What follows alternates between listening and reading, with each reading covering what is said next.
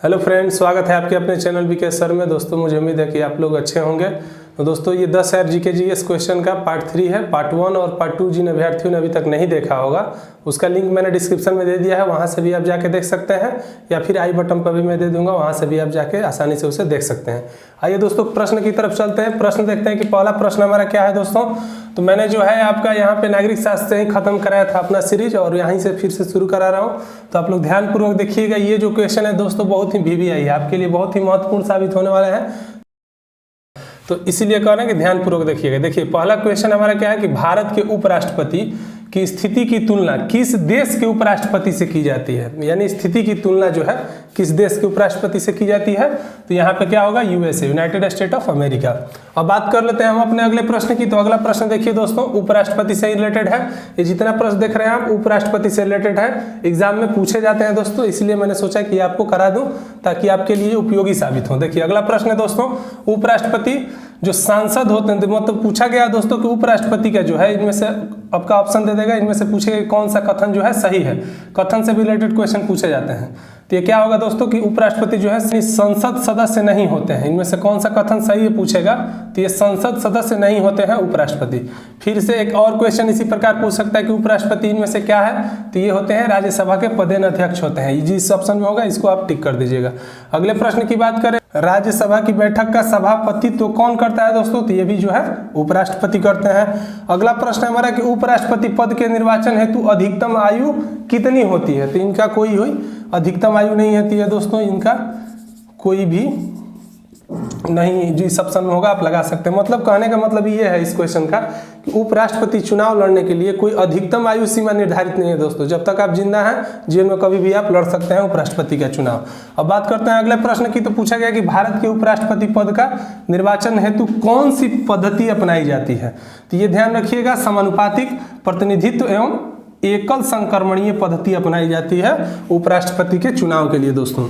Next प्रश्न की बात करें तो अगला प्रश्न हमारा, उपराष्ट्रपति का निर्वाचन कैसे होता है पूछ दे तो अप्रत्यक्ष रूप से। यानी दो रूप होता है दोस्तों चुनाव का, एक होता है डायरेक्ट और एक होता है इनडायरेक्ट। तो इंग्लिश में रहे तो इनडायरेक्ट मारिएगा। देखिए हम लोग राष्ट्रपति जो है या प्रधानमंत्री हो, प्रधानमंत्री से भी रिलेटेड यही प्रश्न पूछ दे आपसे कि प्रधानमंत्री का चुनाव किस प्रकार होता है, तो वो भी कहीं ना कहीं एक तरफ से तो इनडायरेक्ट है, क्योंकि हम लोग जो दोस्तों है MP को चुनते हैं, मेंबर ऑफ पार्लियामेंट को, और मेंबर ऑफ पार्लियामेंट जो है हमारे PM को चुनते हैं कि वो PM कौन से होंगे, यानी प्राइम मिनिस्टर कौन होंगे। तो ये ध्यान रखिएगा, अप्रत्यक्ष रूप से हम लोग चुनते हैं राष्ट्रपति या प्रधानमंत्री को। उपराष्ट्रपति के निर्वाचन से संबंधित विवाद जो है, कोई विवाद या मामला है, उसको कौन तय करता है, तो हमारे सुप्रीम कोर्ट करता है, यानी सर्वोच्च न्यायालय करता है दोस्तों। अब बात कर लेते हैं अगले प्रश्न की। तो देखिए संविधान में उपराष्ट्रपति के पुनर्निर्वाचन के संबंध में क्या प्रावधान है दोस्तों, तो इसका कुछ भी प्रावधान नहीं है। ठीक है, अगले प्रश्न की बात करते हैं। तो हमारा अगला प्रश्न है दोस्तों कि भारत के उपराष्ट्रपति को कौन निकाल सकता है, ये भी पूछ सकता है आपसे। तो लोकसभा के सम्मति से राज्यसभा निकाल सकता है। भारत के राष्ट्रपति को कौन निकाल सकता है, तो देखिए राज्यसभा तो निकालता है, लेकिन किसकी सहमति से, तो लोकसभा जब तक सहमति नहीं देगा तब तक राज्यसभा नहीं निकाल सकता। इसीलिए ये ध्यान रखिएगा, ऑप्शन में देता है केवल लोकसभा, केवल राज्यसभा, या लोकसभा के सम्मति से राज्यसभा। तो यही ऑप्शन जो है आपका करेक्ट होगा। अगले प्रश्न की बात करें तो पूछा जाता है कि भारत के राष्ट्रपति को कार्यकाल समाप्ति से पूर्व ही पद से हटाने का अधिकार किसको है, तो भारत के संसद को है दोस्तों। यानी संसद में क्या आता है, दोनों सदन आते हैं, तो ये दोनों लोकसभा और राज्यसभा दोनों। अब बात कर लेते हैं कि उपराष्ट्रपति अपने मत का प्रयोग कब करता है। उसी स्थिति में करता है जब मत के बराबर रहने की स्थिति हो। जैसे क्या हुआ कि जब दोनों पक्ष का बराबर मत होने की संभावना हो, उस समय उपराष्ट्रपति अपना चुनाव कर सकता है या अपना मत का अधिकार प्रयोग कर सकता है। अब बात करते हैं अगले प्रश्न की। तो उपराष्ट्रपतियों में निर्विरोध नहीं चुने गए हैं कौन, जैसे ऑप्शन दे देगा आपसे, ऐसे भी पूछता है। ऑप्शन दे देगा दोस्तों S राधाकृष्णन, उसके बाद दे देगा आपका हिदायतुल्ला, और दे देगा शंकर दयाल शर्मा और RK नारायण। तो इसमें से जो है दोस्तों आपका राइट आंसर क्या होगा, RK नारायण जो है निर्विरोध नहीं चुने गए थे दोस्तों। बाकी जो है S राधाकृष्णन, हिदायतुल्ला, शंकर दयाल शर्मा भी निर्विरोध चुने गए थे। आइए नेक्स्ट प्रश्न की तरफ चलते हैं। देखिए अगला प्रश्न हमारा क्या है, बात करें अगले प्रश्न की। तो देखिए पूछा गया है कि किस एकमात्र उपराष्ट्रपति की मृत्यु पद पर आसीन रहते हुए हुई है, यानी जो अभी उनका कार्यकाल चल रहा है उसी के दौरान उनकी मृत्यु हो गई है। इस राष्ट्रपति का नाम है दोस्तों क्या, कृष्णकांत। इनका जन्म कब हुआ था दोस्तों, तो याद रखिएगा 28 फरवरी 1927 में। और कहाँ हुई थी? तो लाहौर में हुई थी उस समय दोस्तों। और इनकी मृत्यु जो है 27 जुलाई 2002 में दिल्ली में हुई थी दोस्तों। ये जो है पेशे से क्या थे दोस्तों? तो वैज्ञानिक थे। और ये पूछ सकता है कि भारत के कौनवां राष्ट्रपति उपराष्ट्रपति थे? तो ये जो थे दोस्तों 10वां उपराष्ट्रपति थे। ठीक है, याद रखिएगा 10वां। आइए नेक्स्ट प्रश्न की बात करते हैं। अगला प्रश्न है हमारा, कौन संसद का अस्थाई और उच्च सदन माना जाता है? तो ये होता है दोस्तों राज्यसभा। नेक्स्ट प्रश्न है हमारा, राज्यसभा अस्थाई सदन क्यों है? ये पूछ सकता है कि अगर आप लोग जानते हैं कि उच्च सदन जो है राज्यसभा है, निम्न सदन जो है लोकसभा है।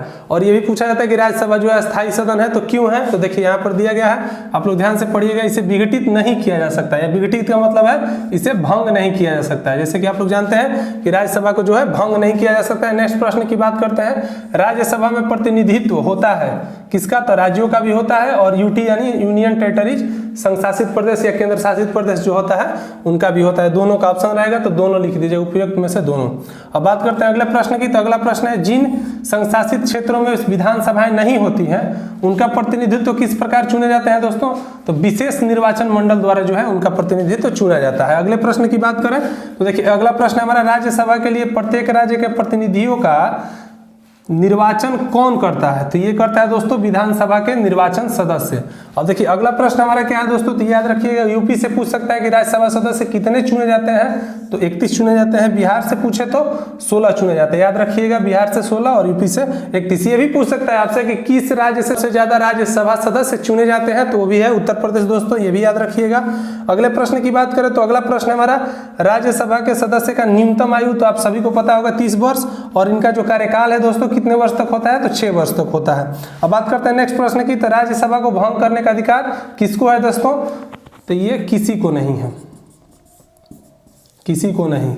क्यों नहीं है? जैसे कि आपको बता चुके हैं कि राज्यसभा जो होता है दोस्तों इसे भंग नहीं किया जाता। ये क्या होता है? अस्थाई सदन होता है, जैसे ऊपर में आपको यहाँ पे बता चुके हैं। अब देखिए अगले प्रश्न की बात करते हैं। तो अगला जो है दोस्तों, राज्यसभा का सभापति कौन होता है? तो ये होता है उपराष्ट्रपति। ऐसे टाइप क्वेश्चन मैंने इसलिए आपको दे कि जो ये आप टेक्निकल क्वेश्चन होते हैं दोस्तों आजकल पूछे जाते हैं आपका IQ टेस्ट लेने के लिए, तो पूछ सकता है इस तरह से। तो आप लोग याद रखिएगा इसको। अब अगले प्रश्न की बात करें तो सदन में अध्यक्ष उस सदन का अध्यक्ष नहीं होता है। तो ये कौन सा है दोस्तों सदन? तो राज्यसभा है। इसका जो अध्यक्ष होते हैं उस सदन का अध्यक्ष नहीं होते हैं दोस्तों। ठीक है, राज्यसभा द्वारा लोकसभा को धन विधेयक कितने समय में लौटा दिया जाना चाहिए? तो ये आप लोग याद रखिएगा 14 दिन। ठीक है, अगले प्रश्न की बात करते हैं। अगला प्रश्न है हमारा, राज्यसभा के सदस्यों का नामित करने का अधिकार किसके पास है? तो ये हमारे राष्ट्रपति के पास है दोस्तों। इन्हीं को अधिकार है दोस्तों राज्यसभा के सदस्यों को जो होते हैं उनको मनोनीत करने के लिए। अगले प्रश्न की बात करें तो पूछा गया कि राज्यसभा में कितने सदस्यों को राष्ट्रपति मनोनीत कर सकता है? तो आप लोग जानते हैं 12 सदस्यों को। अब बात करते हैं अगले प्रश्न की। तो पूछा गया कि लोकसभा में कितने सदस्यों को मनोनीत कर सकता है? तो 2, जिसमें एंग्लो इंडियन होते हैं दोस्तों। अगले प्रश्न की बात करें तो पूछा गया राष्ट्रपति राज्यसभा के 12 सदस्यों को मनोनीत किस अनुच्छेद के तहत कर सकता है? तो याद रखिएगा अनुच्छेद 80 के तहत कर सकता है। देखिए अगला प्रश्न है, धन विधेयक पारित करने के लिए राज्यसभा को कितना समय दिया जाता है? तो दिया जाता है दोस्तों 14 दिन दिया जाता है। अगले प्रश्न की बात करते हैं। अगला प्रश्न है, राज्यसभा सामान्य विधेयक को, याद रखिएगा सामान्य विधेयक को अधिकतम कितना अवधि के लिए रोक सकता है? तो ये 6 माह के लिए रोक सकता है दोस्तों। अगला प्रश्न है हमारा, सर्वप्रथम किस अभिनेता को राज्यसभा का सदस्य मनोनीत किया गया था? तो याद रखिएगा पृथ्वीराज कपूर को। यहीं आपसे पूछते हैं किस अभिनेत्री को मनोनीत किया गया था? तो ये हमारी नरगिस दत्त थी दोस्तों। अब देखिए अगला प्रश्न है, कौन हिंदी साहित्यकार था जिनको राज्यसभा सदस्य मनोनीत किया गया था? रणधारी सिंह दिनकर को चुना गया था दोस्तों। अब पूछ दे आपसे अगर ऐसा क्वेश्चन कि प्रधानमंत्री पद पर नियुक्त होते समय कौन राज्यसभा के सदस्य थे? तो याद रखिएगा इंदिरा गांधी थी, मनमोहन सिंह थे और इंद्र कुमार गुलजार थे दोस्तों। देखिए अब आइए अगले प्रश्न की तरफ चलते हैं। अगला प्रश्न हमारा क्या है? आइए अगला प्रश्न देखते हैं दोस्तों। तो अगला प्रश्न पूछा है कि राज्यसभा की प्रथम महिला महासचिव जो है कौन थी? तो ये थी BS रमा देवी, याद रखिएगा आप लोग। अब अगला प्रश्न हमारा, राज्यसभा का सर्वप्रथम गठन कब हुआ था? तो 3 अप्रैल 1952 को। फिर पूछा जाएगा कि राज्यसभा की प्रथम बैठक कब हुई थी? तो 13 मई 1952 को ही हुई थी दोस्तों। जनता द्वारा प्रत्यक्ष निर्वाचित सदन कौन सा है? तो लोकसभा है और ये निचला सदन है, ये भी याद रखिएगा। भारत में लोकसभा किसका प्रतिनिधित्व करता है? पूछ सकता है आपसे, तो जनता का। अब देखिए भारत में लोकसभा के गठन के संबंध में प्रावधान किस अनुच्छेद में है? तो अनुच्छेद 81 में भी है और अनुच्छेद 331 में भी है। अब बात करते हैं लोकसभा में राज्यों का किस आधार पर सीटें आवंटित होती हैं? तो जनसंख्या के आधार पर आवंटित होती है, यानी सीट जो है बांटी जाती है दोस्तों कि किस राज्य से कितना जो है प्रतिनिधि आएंगे, ये जनसंख्या के आधार पर तय होता है। वर्तमान लोकसभा में प्रत्येक राज्य के लिए स्थानों का आवंटन किस आधार पे होती है दोस्तों? तो 1971 की जनगणना के आधार पे होती है। अब आप लोग सोच रहे हैं कि नियम कब तक लागू रहेगा, तो देखिए ये जो है 1971 की जनगणना जो है रहेगी दोस्तों 2026 तक अभी यथावत रहेगी। अब बात करते हैं अगले प्रश्न की, तो लोकसभा के लिए निर्वाचन कम से कम कितनी जनसंख्या का प्रतिनिधित्व करता है? तो जो है 7.5 लाख जो है 7.5 लाख जनता रहेगी, तब जाके दोस्तों एक लोकसभा सीट बनेगी। अब देखिए अगले प्रश्न की बात करें तो पूछा गया है कि लोकसभा में यूनियन टेरिटरी जो केंद्र शासित प्रदेश हैं सदस्य चुने जाते हैं कैसे? तो प्रत्यक्ष निर्वाचन द्वारा, यानी डायरेक्ट जो होते हैं, जैसे हम लोग के यहाँ राज्यों में क्या होता है कि प्रत्यक्ष निर्वाचन द्वारा संसद को चुना जाता है, मेंबर ऑफ पार्लियामेंट को, उसी तरह से यूटी के लिए भी यही रूल है कि वहाँ पे भी चुनाव करा के प्रत्यक्ष रूप से उसका निर्वाचन होता है दोस्तों। अब बात करते हैं लोकसभा सदस्य बनने की न्यूनतम आयु, तो ये आप लोग जानते हैं, सभी को पता है 25 वर्ष। अब बात करते हैं सबसे अधिक प्रतिनिधि कौन भेजता है दोस्तों? तो उत्तर प्रदेश भेजता है। आइए कुछ और महत्वपूर्ण प्रश्न जानते हैं, आपके एग्जाम के पॉइंट ऑफ व्यू से, आपके परीक्षा के लिए ये बहुत ही महत्वपूर्ण साबित हो सकता है। बहुत सारे स्टूडेंट को लग रहा है कि ये तो मुझे पहले से ही पता है सर, ये मुझे क्यों बता रहे हैं? तो देखिए हम लोग को किस सिद्धांत पे कार्य करना है? Practice makes a perfect man, उसी सिद्धांत पे हम लोग को कार्य करना है, क्योंकि हम लोग को सफल होना है दोस्तों। तो देखिए एक एक करके आप लोग ध्यानपूर्वक देख लीजिएगा, इसको याद कर लीजिएगा, क्योंकि ये हमेशा पूछे जाते हैं। पूछ देगा कि उत्तर प्रदेश में लोकसभा की कुल सीटें कितनी है? लोकसभा के सीट जो है दोस्तों कभी भी पूछ सकता है, न्यूनतम, अधिकतम, या किसी राज्य से संबंधित पूछ सकता है कि इस राज्य में लोकसभा की कुल सीटें कितनी है। तो एक नजर इस पे देख लेना बेहद जरूरी होगा आपके परीक्षा के दृष्टि से। अब देखिए अगर ये भी पूछ दे कि किस राज्य से सबसे अधिक निर्वाचित होते हैं सदस्य, तो ये भी उत्तर प्रदेश है, क्योंकि यहाँ 80 जो होते हैं एमपी होते हैं दोस्तों उत्तर प्रदेश में। अब महाराष्ट्र की बात करें तो देखिए महाराष्ट्र 48, पश्चिम बंगाल 42, बिहार से कितने जाते हैं? तो याद रखिएगा, जिन अभ्यर्थियों को याद नहीं होगा वो याद कर लेंगे 40, बहुत सारे स्टूडेंट को तो पता होगा पहले से। तमिलनाडु की बात करें तो 39। अब देखिए हमारा मध्य प्रदेश, तो मध्य प्रदेश 29 दोस्तों, और कर्नाटक की बात करें तो 28, और देखिए गुजरात यहाँ पे है 26। आंध्र प्रदेश की बात करें तो देखिए 25। अब बात कर लेते हैं राजस्थान। देखिए आंध्र प्रदेश और राजस्थान दोनों एक ही जैसा है दोस्तों, 25-25 दोनों जगह से जो है सदस्य होते हैं। उड़ीसा की बात करें तो 21, और बात करें केरल की तो दोस्तों 20, और देखिए तेलंगाना से पूछे तो 17 दोस्तों, और असम और झारखंड, हमारा पड़ोसी राज्य झारखंड है, यहाँ भी 14, और असम में भी 14 होते हैं दोस्तों। अब पंजाब में देखिए 13, अरुणाचल प्रदेश की बात करें तो 2, गोवा में 2, त्रिपुरा में 2, मणिपुर में 2, मेघालय में 2, और बात करें नागालैंड और सिक्किम की दोस्तों तो यहाँ पे 1-1 होते हैं। सबसे न्यूनतम पूछ दे आपसे कि सबसे न्यूनतम किस राज्य में, यूनियन टेरिटरीज को छोड़ के दोस्तों, किस राज्य में सबसे न्यूनतम सीट है? या तो सिक्किम रहेगा तो सिक्किम मारिएगा, नहीं तो नागालैंड है तो नागालैंड मारिएगा, अगर दोनों ऑप्शन में तो ये भी दोनों मारिएगा। अब यूनियन टेरिटरीज केंद्र शासित प्रदेश के बारे में बात कर लेते हैं। देखिए सबसे अधिकतम पूछे कि किस राज्य में है सबसे अधिकतम केंद्र शासित प्रदेश में लोकसभा की सीटें, तो दिल्ली में दोस्तों 7 है। अंडमान में बात करें तो 1, दादरा नगर हवेली 1 दोस्तों, पौंडीचेरी में 1 है, और लक्षद्वीप में भी 1 सीटें हैं दोस्तों। लोकसभा में कुल सीटें कितनी है दोस्तों? तो देखिए 543, और 2 एंग्लो इंडियन जिन्हें राष्ट्रपति द्वारा मनोनीत किया जाता है। इस प्रकार हमारी कुल सीटें कितनी है दोस्तों? 545। मूल रूप से पूछ दे अगर आपसे कि जो संविधान बना था उस समय लोकसभा की सीटें कितनी थी, तो 500 थी दोस्तों, उसके बाद संशोधन किया गया, संशोधन करके हमारा 545 कर दिया गया। अब आइए अगले प्रश्न की तरफ चलते हैं। आइए कुछ और इंपॉर्टेंट क्वेश्चन है दोस्तों, देख लेते हैं। देखिए पूछा जा सकता है आपसे कि शून्यकाल क्या है दोस्तों, तो इसका जवाब होगा जब सदन में अति महत्वपूर्ण मामलों पर विचार होता है, उसी को हम लोग शून्यकाल के नाम से जानते हैं। देखिए नेक्स्ट क्वेश्चन क्या है, लोकसभा का एक सत्र न्यूनतम कितनी बार बुलाया जा सकता है? तो ये 2 बार बुलाया जा सकता है। भारतीय संसद में शामिल है क्या दोस्तों? तो यहाँ पे लोकसभा और राज्यसभा दोनों शामिल है।